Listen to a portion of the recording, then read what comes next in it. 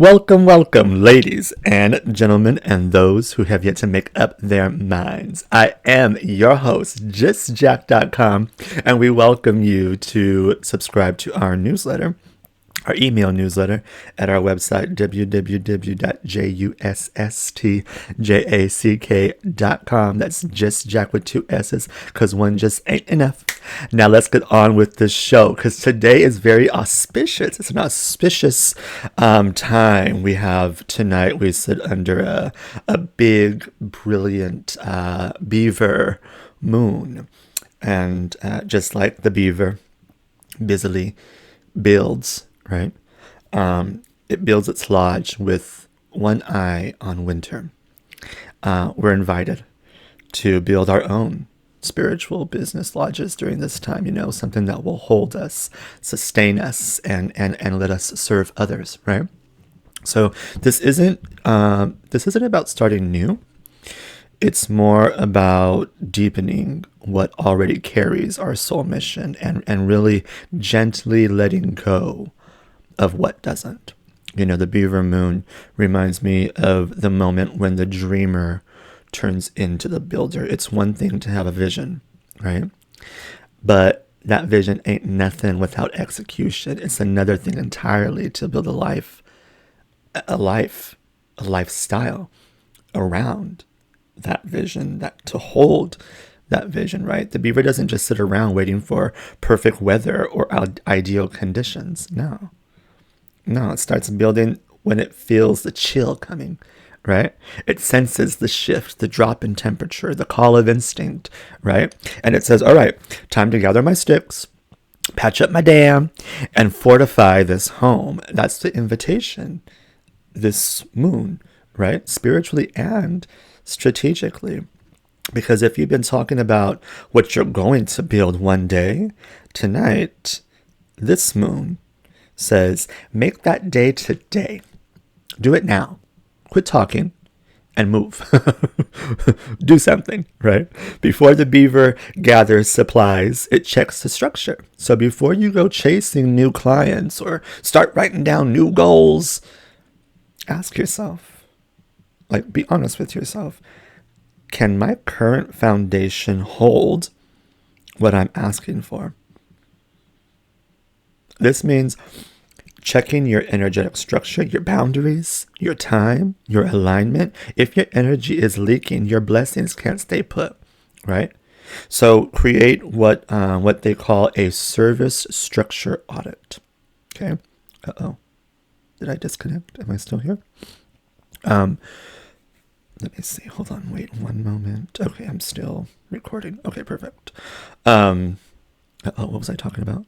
The service structure audit, right? Write down every offer, commitment, collaboration. Write it down, right? Then next to each one, write, does this feed my soul or drain it? And also ask, is this aligned with who I'm becoming or who I used to be? And really keep only what strengthens the lodge. Release the rest, because expansion requires stability, not clutter. Beavers don't gather twigs randomly, right? They gather what fits their lodge. And so that means don't collect tools and tactics and trends out of fear. Gather what matches your mission, girl. Get what matches your mission. Write down 3 resources you need for your next evolution. 1 spiritual, 1 relational, and then 1 material. For example, maybe spiritual. Maybe spiritual, you can write down that you want consistency in your morning rituals, okay? Which means every day I'm going to wake up and do my morning ritual, whatever that may be. Right? Maybe it's your affirmations, maybe it's meditations, maybe it's your prayers, maybe it's sometimes some of y'all been opening up your big book, right? What does that look like spiritually for you? How are you spiritually feeding yourself consistently? What is needed for your spiritual consistency to match your dreams, right? Relational, maybe you need a mentor or a coach or a community that holds you accountable. I don't know. What are you looking for, right?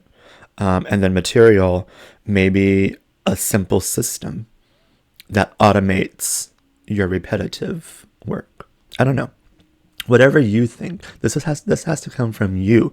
Y'all are spiritual entrepreneurs, which means you don't have a boss giving you a list of things that you need to do to tick off a tally sheet.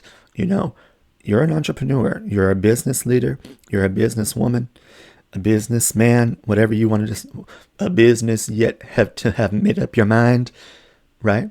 Step into that power. Step into the power that you embody. Right? Then commit to securing one of those this week. All it takes is one. I'm telling you, one small change in your morning ritual really can change your whole day. It really can. The Beaver Moon rewards preparedness. That's guided by purpose. Write that down. Preparedness guided by purpose. The beaver doesn't just build for safety, right? It builds for comfort. Its lodge is strong and cozy, right? Spiritually speaking, that's the same as building your business to feel like home. Not a hustle, a side hustle. No, this is your home, right? So ask yourself, where can I bring more beauty or peace or pleasure into my business process, right? That's Taurus energy. The moon's in Taurus. So where can I bring more beauty, peace, or pleasure into my business process? Maybe it's redesigning your workspace. Maybe it's cleaning up your desk. Maybe it's rewriting your sales page in your voice, not what your artificial intelligence gave you, and then you just threw it on a sales page and called it work. No. Maybe it's simplifying your schedule so you can breathe again. I don't know. When you treat your business like sacred architecture, everything that flows from it carries that same vibration. So the Beaver Moon in Taurus, right, opposes the Sun in Scorpio, earth, water, stability meets transformation, right? That means it's time to tear down what can't survive the winter, so your true work can flourish come spring, right? So do a winterizing ritual for your business. That means, number one, write down 3 things you're ready to stop doing, energetically or strategically. It's on you. What are you willing to stop doing? What are those bad habits you've picked up, and stop them? Number 2, burn or bury a list with gratitude, right? Bless what it has taught you, right? Maybe you picked up sleazy sales tactics and you don't want to do those sleazy sales tactics anymore. You want to come into your authenticity. Thank you for those sleazy sales tactics, but where I'm about to go, they're not going to work anymore. Maybe you've picked up that bad habit of letting artificial intelligence do all your work for you, and you've lost your authentic voice. So maybe you're going to put ChatGPT on the back burner for a little bit and really sit with yourself, right? Thank ChatGPT for coming into your vibrational frequency, but it's not really needed or necessary for where you're about to go. Okay? I'm not saying throw it out the window. I'm not saying throw it out the car. I'm saying put it in the back seat. Okay. And then number 3, write one commitment that replaces each one with something more aligned. So instead of running to ChatGPT to figure out your next step, why don't you sit in the quiet and let your next step flow through you, come to you, through you. We've been talking in our group, the Spiritual Entrepreneur. I'll go ahead and put the link for that free group wherever this video is posted. But we've been talking about doing different habits, right? We've been talking about putting stuff in the back seat, letting stuff go in the back seat for a little bit. That way we can thrive. We've really lost ourselves, haven't we, with social media, with arty intel. We've really lost who we are as humans. I'm not even going to start talking about humanity, but I do have faith in humanity because I see